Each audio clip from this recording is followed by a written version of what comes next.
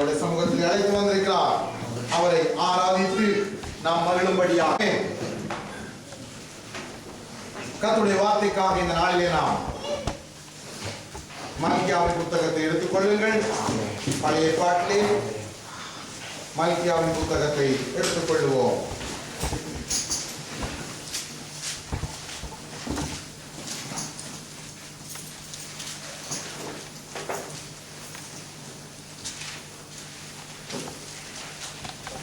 மல்கி 1105வது பக்கம். மல்கியாவின் புத்தகம். கடந்த வாரம் முழுவதிலும் கர்த்தர் நம்மோடு பேசி வருகிறார். அந்த நாளில் புதிதாக எங்கள் மத்தியிலே ஒரு சகோதரி வந்திருக்கிறார். உங்களை நாங்கள் எங்கள் சபையின் சார்பாக வரவேற்கிறோம். எங்களுடைய அன்பையும் ஐக்கியத்தையும் உங்களுக்கு தெரியப்படுத்துகிறோம். கர்த்தர் உங்களை ஆசீர்வதிப்பாராக. ஆமென். கர்த்தர் நல்லவர். கடந்த வாரத்திலும் அதற்கு முந்தின வாரத்திலும் கூட கர்த்தர் நம்மோடு பேசி வருகிறார். என்னத்தை குறித்து பேசி வருகிறார்? முக்கியமான காரியத்தை குறித்து பேசி வருகிறார். என்னவாம்? நாம் தேவனை ஆராதிக்க வேண்டும் என்கிற காரியத்தை குறித்தும், சபை கூடுதலை சிலர் விட்டு விடுகிறது போல நாமும் விட்டுவிடக் கூடாது என்பதை குறித்தும் தேவன் தொடர்ந்தமாய் நம்மோடு பேசி வருகிறார். அதற்கு ஒரு காரணம் இருக்கிறது. ஏன் சத்ரு அல்லது சாத்தான் அல்லது நம்முடைய எதிராளி அவன் செய்கிற கிரியை என்னவா இருக்கிறதாம்? தேவ ஜனங்கள் தேவனை ஆராதிக்க போகக்கூடாது, அதை எப்படியாவது தடை செய்ய வேண்டும் என்று அவன் இந்த பூமியில் இருக்கிற எல்லா வகையான தன்னுடைய ஆயுதங்களையும் பயன்படுத்தி அவன் நம்மை இழுத்து நிறுத்தி போடுகிறான் என்று நாம் தியானித்தோம். நம்மை ஆராதிக்க விட முடியாதபடி, சபைக்கு போக முடியாதபடி ஏதோ காரணங்களை போட்டு ஏதோ கிரியைகளை நமக்கு காண்பித்து நம்மை இழுத்து போடுகிறான். நமக்கு ஆரம்பத்திலே அது நலமாய் தோன்றும். எப்படி இருக்கும் ஆரம்பம்? நமக்கு நான் சபைக்கு போகாவிட்டாலும் எனக்கு எல்லாம் நல்லா இருக்கிறதே, நான் சபைக்கு போகாவிட்டாலும் என்னுடைய காரியங்கள் சீராய் நடக்கிறதே என்று நாம் எண்ணிக்கொள்வோம். ஆனால் அது கனகாலம் நீடிக்காது. தெளிவாக இருக்க வேண்டும். தேவ பிள்ளை ஆராதனையை விட்டு நிற்கும் பொழுது, சபையை விட்டு நிற்கும் பொழுது அது கொஞ்ச நாளைக்கு, சில வருஷங்களே நலமாக இருக்கும்.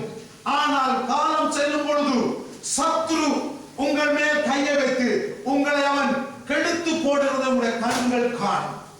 உங்கள் மேல் தன்னுடைய கையை வைத்து தேவன் உங்களை சத்ருவின் கையில் என்ன செய்வார்? ஒப்பு கொடுப்பார். தெளிவாக இருக்க வேண்டும். பவுல் எழுதுகிறார், பாவம் செய்கிறவனை என்ன செய்வோம்? என்ன செய்வோம்? சாத்தானுக்கு ஒப்பு கொடுப்போம். அப்பவாவது சாத்தான் இவனை படுத்துகிற துன்பத்திலாவது துக்கம் மிகுதியினால கடைசி நேரத்திலேயாவது அவன் மனம் திரும்பி, ஐயோ என்னால் தாங்க முடியவில்லை, இனியாவது நான் கர்த்தரை முழு இதயத்தோடும் தேடுவோம் என்று சொல்லி அவன் தேவனை திரும்ப சாத்தியம் உண்டு என்பதை அறிந்த பவுல் தேவ ஆவியால் ஏவப்பட்டு சொல்லுகிறார், பாவம் செய்கிறவனை அல்லது தேவ சமூகத்தை விட்டு விலகி போகிறவனை, தேவனை ஆராதிக்காமல் பாவத்திலே போகிறவன் என்ன செய்வோம்? தேவனுடைய வார்த்தைக்கு விரோதமாய் நடக்கிறவன் என்ன செய்வோம்? நாம் எல்லாரும் சேர்ந்து அப்படி சொல்றார், சாத்தானுக்கு ஒப்பு கொடுப்போம். ஏன் அப்படி சொல்கிறார்? நமக்கு எல்லாம் புதினமாக இருக்கிறது. ஒரு சகோதரனை போய் சாத்தானுக்கு ஒப்பு கொடுப்பதா? அது நமக்கு எல்லாம் ஒரு புதினமாக இருக்கிறது. சகோதரனை சாத்தானிடத்திலே இருந்து மீட்பதா அல்லது சகோதரனை சாத்தானிடத்திலே ஒப்பு கொடுப்பதா? ஆனால் பரிசுத்த பவுல் நிருபங்கள் எழுதின பவுல் சொல்லுகிறார், அப்படிப்பட்டவனை, பாவம் செய்கிறவன் என்ன செய்? சாத்தானிடத்தில் ஒப்பு கொடுப்போம். ஆகவே தேவனுடைய கிரியை எப்படி இருக்கிறது? அவர் நம்முடைய சமூகத்தை விட்டு விலகும் பொழுது, அவரை ஆராதிக்க மறக்கும் பொழுது, சபையை நாம் சிலர் விட்டு விடுகிறது போல விட்டுவிடும் பொழுது சில வருஷம் நமக்கு நல்லதாய் தெரியும். எல்லாம் சரியாய் இருக்கிறது போல இருக்கும். நாம் நினைத்ததெல்லாம் நிறைவேறுவது போல இருக்கும். ஆனால் காலம் செல்லும் பொழுது நீங்கள் ஆட்டோமேட்டிக்காகவே, இயல்பாகவே, தானாகவே யாரிடத்தில் ஒப்பு கொடுக்கப்படுவீர்கள்? சாத்தானுடைய கையிலே. ஆக இந்த 2-3 வருஷங்கள் உங்களை காத்தது என்ன? இப்பொழுது நாம் பாடினோம். என்ன? மலைகள் குன்றுகள் விலகினாலும் மாறாத கிருபை. நாம் என்ன செய்து விடுவோம் தெரியுமா? நாம சொல்றது ஒருத்தன் கேட்காட்டி மறுநாளே நம்முடைய தயவை விலக்கி போடுவோம். ஆனா ஆண்டவர் மலைகள் குன்றுகள் விலகினாலும் மாறாத கிருபை உள்ள அந்த தேவன், இரக்கமுள்ள தேவன், அந்த கிருபையை சில வருஷங்கள் நீடிக்கிறார். சில வருஷங்கள் நீடிக்கிறார். ஏன் நீடிக்கிறார்? நமக்கு பாவம் செய்ய சந்தர்ப்பம் கொடுக்கிறார் இல்ல. அந்த சில வருஷங்களுக்குள்ள ஒரு வேளை நீங்கள் மனம் திரும்பி வந்துவிட்டால் தேவன் உங்களை ஏற்றுக்கொள்ளுகிறார். அவர் பொறுத்து பார்க்கிறார். 1 வருஷம் ஆயிற்று, 2 வருஷம் ஆயிற்று, மனம் திரும்புவதாக இல்லை. இவன் மறுபடி தேவ சமூகத்துக்கு வருகிறதாக இல்லை, தேவனை தேடுகிறதாக இல்லை. 3 வருஷம் ஆச்சு. என்ன சொன்னார் தோட்டக்காரன்? இன்னும் 1 வருஷம். எத்தனை வருஷம்? இன்னும் 1 வருஷம் நான் பிரயாசப்பட்டு பார்க்கிறேன். இயேசுவானவர் பிதாவை பார்த்து சொல்லுகிறார். என்ன சொல்லுகிறார்? எஜமானனே, இன்னும் 1 வருஷம் பொறுத்திருந்து பார்ப்போம், அப்படி இல்லாட்டி வெட்டி போடுவோம். ஆகவே அதுதான் தேவன் வச்சிருக்கிற நியதி. ஆகவே தேவ பிள்ளைகள் தேவ சபையை விட்டு விலகுவதும் தேவனை ஆராதிக்க மறுப்பதும் அவருடைய வாழ்க்கையிலே தீங்கை கொண்டு வரும். அது காலம் செல்லலாம், ஆனால் தீங்கை கொண்டு வரும். ஆகவே தேவன் நம்மை ஏன் உருவாக்கினார், நம்மை ஏன் ரட்சித்தார் என்று நாம் தெளிவாய் விளங்கிக் கொள்ளும் பொழுது நமக்கு அது வெளிப்படையாக தெரிய வரும். கடந்த வாரத்திலே நான் உங்களுக்கு சொன்னேன், தேவன் மனிதனை உருவாக்க காரணம் என்ன? தேவனுக்கு வேற இருக்கவில்லையோ, அல்லது அவருக்கு பொழுது போகிறதுக்காக சில காரியங்களை அவர் செய்து பார்த்தோம்? இல்லை. தேவன் மனிதனை உருவாக்க ஒரே ஒரு முக்கியமான காரணம், தம்முடைய அன்பை அவர் வெளிப்படுத்தி காட்டவே மனிதனை உருவாக்கினார். வேற எங்கேயும் அவருடைய அன்பை நீங்கள் காண முடியாது. நீங்கள் பூமியை பார்க்கலாம், சந்திரனை பார்க்கலாம், சூரியனை பார்க்கலாம், நட்சத்திரங்களை பார்க்கலாம், மலைகளை பார்க்கலாம், மலையை பார்க்கலாம், காற்றை பார்க்கலாம், கடலை பார்க்கலாம், எல்லாவற்றையும் பார்க்கலாம். எல்லாவற்றிலும் வெளிப்படுகிறது அவருடைய வல்லமை, அவருடைய ஞானம், அவருடைய பராக்கிரமம். ஆனால் அவருடைய அன்பை நீங்கள் எங்கேயுமே காண முடியாது. ஆனால் வேதம் சொல்வது தேவன் அன்பாகவே இருக்கிறார். அப்படித்தான் யோவான் 1 யோவான் சொல்லுகிறது. எப்படி தேவன் அன்பாகவே இருக்கிறார்? அதனுடைய அர்த்தம் என்ன? அவருக்கு அன்பு பெரிய சமுத்திரம் போல நிறைந்திருக்கிறது. ஆகவே அந்த அன்பை அவர் காண்பிக்கவே யார் உருவாக்குகிறார்? மனுஷனை உருவாக்குகிறார். அதுவும் எப்படி உருவாக்குகிறார்? நித்திய மனுஷனாய் உருவாக்குகிறார். நித்திய ஜீவன் உள்ளவர். ஆகவே தேவனுக்கு எப்பொழுதும் அன்பு காட்ட ஒரு ஆள் தேவையாக இருந்தது. நீங்க யோசிக்கலாம், குமாரன் தான் அவருக்கு இருக்கிறாரே. யாரு? குமாரன் தான் அவருக்கு இருக்கிறாரே. தேவ குமாரனுடைய வலது பாசத்தில் அமர்ந்திருக்கிறார். அவரை விட்டு பிரியாதவர், அவருடைய இதயத்துக்கு பிரியமான ஒரு குமாரன், அவருடைய சித்தத்தை நிறைவேற்றுகிற திருப்திப்படுத்துகிற ஒரு குமாரன். பிதாவுக்கு என்ன விருப்பமோ அதை உடனடியாக விரைந்து செய்கிற, ஜீவனை கொடுக்கவும் துணிகிற, இந்த பூமிக்கு மனுஷனாக வெளிப்படுகிற, எல்லா பாடுகளையும் பிதாவுக்காக சகித்துக் கொள்ளக்கூடிய, அவமானங்களை சகித்துக் கொள்ளக்கூடிய ஒரு குமாரன் இருக்கிறாரே. இவர்கள் அன்பு போதாதோ? அவருடைய அன்பு இவருக்கு போதாதோ? ஆனால் வேதம் தெளிவாக சொல்கிறது, இயேசு இந்த உண்மையை அறிந்தார். அறிந்து கொடுத்த ஒரு வார்த்தை சொன்னார். எதிலே? யோவான் 17ஆம் அதிகாரத்திலே என்ன சொன்னார் தெரியுமா? பிதாவே, நமக்கு நேரம் போகும்போது நான் மறுபடியும் சொல்லிக் கொண்டு போறேன், நீர் என்னை நேசிக்கிறது போல இவர்களை நேசிக்கிறதை இவர்கள் அறியட்டும். ஆகவே இயேசுவுக்கு ஒரு உண்மை தெரிந்தது. என்ன தெரிந்தது? என் பிதா என்னை நேசிக்கிறது போலவே இந்த உலகத்தில் உள்ள தன்னுடைய பிள்ளைகளை நேசிக்கிறார். அவர் பொறாமப்படல. நாம என்ன பொறாமப்பட்டுருவோம்? என்னண்டு உங்களுடைய வலது பாசத்திலே இரவும் பகலும் இருக்கிற குமாரன் என்னை விட உமக்கு இந்த நாசமாய் போன, இந்த கெட்டு போன, இந்த நன்றி கெட்ட மனிதன் ஒரு பாசமோ? குமாரன் பிதாவை பார்த்தார். பிதாவுடைய அன்பு சமுத்திரம் போல பாய்கிறதை பார்த்தார். அந்த அன்பு பரத்திலிருந்து எங்கே வந்து விட்டது? பூமிக்கு வந்து விட்டது. ஆகவே குமாரன் உண்மையை கண்டு சொல்லுகிறார். யோவான் 17:23 என்ன சொல்லுகிறார்? நீ என்னை நேசிக்கிறது போலவே. எப்படியா? நீர் என்னை நேசிக்கிறீர், இவர்களை நேசிக்கிறீர்கள் சொல்லவில்லை. என்னை நீர் எப்படியாக நேசிக்கிறீரோ அது போலவே. ஆகவே பிதாவானவர் நமக்கு பாராட்டின அன்பு எப்படிப்பட்டது? தன்னுடைய குமாரன் மேல் அவர் வச்ச அதே அன்பு, குறைவும் இல்லை கூடவும் இல்லை, அதே அன்பு. ஆகவே இயேசுப்பா ஜெபம் பண்ணுகிறார், நீர் என்னை நேசிக்கிறது போலவே இவர்களை நேசிக்கிறீர் என்பதை இவர்கள் அறியட்டும். அப்பா, எவ்வளவு ஒரு சந்தோஷமான விஷயம். இயேசுப்பாவோட மனதை யோசிச்சு பாருங்க, பிதாவின் மனதை யோசிச்சு பாருங்க. நீர் என்னை நேசிக்கிறது போலவே இவர்களை நேசிக்கிறீரே. ஆகவே தேவன் நம்மை உருவாக்கும் பொழுது தன்னுடைய அன்பை வெளிப்படுத்தவே நம்மை உருவாக்கினார் என்று காண்கிறோம். ஆகவே மனிதனை தேவன் உருவாக்காத பட்சத்திலே தேவனுடைய அன்பு இந்த பூமிக்கு வெளிப்பட்டிருக்கவே முடியாது. ஆக மனிதனை தேவன் உருவாக்கும் பொழுது தேவனுக்கு ஒன்று தெரியும். மனிதன் என்ன செய்ய போகிறான்? என்ன செய்ய போகிறான்? மனிதன் பாவம் செய்ய போகிறான். ஆனால் அவருடைய அன்பு என்ன செய்தது?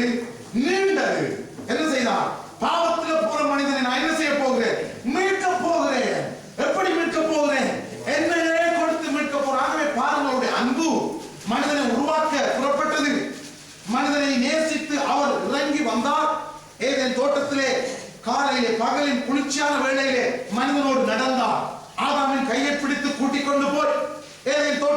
சொன்னார், ஆதாம் இந்த தோட்டத்தை பண்படுத்து, ஏவாளை பார்த்து நீ ஆதாமோடு இணைந்து என்று சொல்லி உறவாடின தேவன் மனிதன் அவரை விட்டு விலகி பாவம் செய்து போன பொழுது கூட தன்னுடைய அன்பை இன்னும் அதிகமாக்கினார். என்ன செய்தார்? தன்னுடைய ஒரே பேரான குமாரனை பூமிக்கு அனுப்பினது மாத்திரமல்ல, இன்னும் நீளமாக்கி இந்த பூமியின் பாவங்களை நிறுத்த தன்னுடைய குமாரனை அடித்து அவரை சித்திரவதைப்படுத்தி அவமானப்படுத்தி ஒரு ஒட்ட துண்டோடு என்ன செய்தார்? தொங்க விட்டார். யாருக்காக? நமக்காக. நம்முடைய ஆண்டவர் நாம காண்கிற சிலுவை சுருவங்கள் ரோட்டு முழுவதும் காண்கிறோமே, உலகம் முழுவதும் இருக்கிறதே, ஒரு துண்டோடு அவர் தொங்குகிறாரே. என்னத்துக்காக? நமக்காக. நாம் பாடின ஒரு பாட்டு, என்ன பாட்டு? 2வது பாட்டு, நல்ல மேய்ப்பன் ஆனீரே, ஜீவனை கொடுத்தீரே, என் ஜீவன் எனதல்ல உமக்கல்லவோ, நீர் நல்லப்பா அதை மீட்டிருக்கிறீர். ஆகவே அது உமக்கு தான் பாடுகிறோமே. அவர் நம்மை மீட்கிறதுக்கு அவர் ஒரு நாள் மீட்கப்படையில்லை. என்னத்துக்கு மீட்கப்படையில்லை? சந்தியில தேவகுமாரன் அண்ட சராசரங்களையும் படைத்தவர், ஆராதிக்கப்படுகிற சர்வபலமுள்ள தேவகுமாரன் ஒரு ஒட்டை துணியோடு தொங்குகிறதுக்கு வெட்கப்பட இல்லப்பா. ஏன்? நம் நிமித்தம். யோசிச்சு பாருங்க, நம் நிமித்தம் அவர் ஒரு சின்ன துண்டோடு அவமானப்படுத்தப்பட, வெட்கப்படுத்தப்பட, தூசிக்கப்படுத்தப்பட, ஒன்றுக்கும் அற்றவர் போல கை கட்டப்பட்டு நிற்க அவர் வெட்கப்படவே இல்லை. ஆனா நம்முடைய கிறிஸ்தவர்கள் இன்றைக்கு நான் கிறிஸ்தவன் என்று சொல்ல என்ன செய்யறாங்க? வெட்கப்படுறாங்க. ஏன்? கிறிஸ்தவன் என்று சொன்னா அவங்களுக்கு ஏதோ ஒரு தரக்குறைவு போல. நான் சபைக்கு போகிறேன், நான் பைபிள் படிக்கிறேன், நான் ஆண்டவரை ஆராதிக்கிறேன் என்று சொல்ல அநேகருக்கு ஒரு வெட்கம். நான் சொல்லுவேன், காட்டிக்கொள்ளாமலே வாழ்கிறார்கள். எப்படி? நாங்கள் கிறிஸ்தவர்கள் என்றே சொல்வதில்லை. ஆனால் ஆண்டவர் சொன்னார், நீங்கள் உலகத்துக்கு சாட்சிகளாக இருப்பீர்கள், உலகத்துக்கு வெளிச்சமாக இருப்பீர்கள். ஆகவே நீங்கள் உலகத்துக்கு உங்களை வெளிப்படுத்த வேண்டும் என்று சொல்ல வேண்டும். நாங்கள் ஆண்டவரின் பிள்ளைகள், நாங்கள் தேவனை ஆராதிக்கிறவர்கள், நாம் ஆண்டவருக்கு பிரியமானவர்கள், அவரை விசுவாசிக்கிறவர்கள், பரலோகத்தை விசுவாசிக்கிறவர்கள் என்பதை நாம் தெளிவாக சொல்ல வேண்டும். ஆனால் நாம் வெட்கப்படுகிறோம். ஆனால் ஆண்டவரோ வெட்கப்படவில்லை. இதனாலதான் நமக்கு ஆண்டவருக்கு நிறைய வித்தியாசம். ஆகவே ஆண்டவர் மனிதனை உருவாக்கினார் தன்னுடைய அன்பை வெளிப்படுத்த, இயற்கைகளை உருவாக்கினார் தன்னுடைய வல்லமையை, ஞானத்தை, பராக்கிரமத்தை வெளிப்படுத்த. ஆகவே தேவன் மனிதனை படைக்கும் பொழுது அவருக்குள்ள ஒரு நோக்கம் இருந்தது. என்ன நோக்கம்? அதைத்தான் மல்கியாவிலே நாம் வாசிக்க போகிறோம். எடுத்துக் கொள்ளுங்கள். 2வது அதிகாரம் 15வது வசனத்தை வாசிக்க கேட்போம். அவர் ஒருவனை அல்லவா படைத்தார், ஆவி அவரிடத்தில் பரிபூரணமாய் இருந்ததே, பின்னே ஏன் ஒருவனை படைத்தார்? ஆமென். கால் நிப்பாட்டுங்கள். ஆண்டவருடைய வசனம் சொல்லுகிறது, ஆண்டவர் என்ன செய்தாரா? ஒருவனை அல்லவா படைத்தார். யார் அந்த ஒருவன்? ஆதாம். யார் அந்த ஒருத்தி? ஏவாள். ஆண்டவர் ஒருவனையும் ஒருத்தியையும் அல்லவா படைத்தார். ஏன் பலரை படைக்கவில்லை? வேதம் கேட்கிறது, அவரிடத்தில் ஆவி வல்லமை பூர்ணமாக இருந்தது. அவர் ஒருவனையும் ஒருத்தியையும் அல்லவா படைத்தார். ஏன்? அடுத்த பதம் சொல்லுகிறது, பக்தி உள்ள சந்ததியை பெரும்படிதானே. என்னத்துக்காக ஒருத்தனை ஒருத்தியையும் படைத்தார்? பக்தி உள்ள சந்ததி. ஆகவே நமக்கு ஒரு தெளிவு வருகிறது, ஒருத்தனுக்கு ஒருத்தி, மற்றதெல்லாம் பாவம். அதை இயேசப்பா மத்தேயு 5ஆம் அதிகாரத்திலே வெளிப்படுத்துகிறார். என்ன சொல்லுகிறார்? நீ உன்னுடைய மனைவியை தவிர இன்னொருத்தியை நீ ஏறிட்டு பார்த்தாலே நீ பாவம் செய்துட்டாயப்பா. ஆக ஒருத்தருக்கு ஒருத்தி நினைவிலும் கனவிலும் சரீரத்திலும் ஒருத்தியதான். அதுக்கு மிஞ்சினது அது விபச்சாரம் என்று ஆண்டவர் சொல்லிவிட்டார். ஆகவே இந்த பைபிளை நீங்கள் வாசித்து பார்ப்பீர்கள் என்று சொன்னால் எத்தனையோ பேர் பல திருமணங்களை பண்ணியிருக்கிறார்கள். பல மனைவிமார், பல பிள்ளைகள், எல்லாவற்றையும் கூட ரெக்கார்ட் பண்ணின இன்னொருத்தர் இருக்கிறார். யார்? சாலமோன். 1000 மனைவிமார், பிள்ளைகளுக்கு கணக்கே இல்லை. ஆகவே இப்படிப்பட்ட அசுத்தமான காரியங்களை எல்லாம் மனிதன் செய்தானே, இதற்கு யார்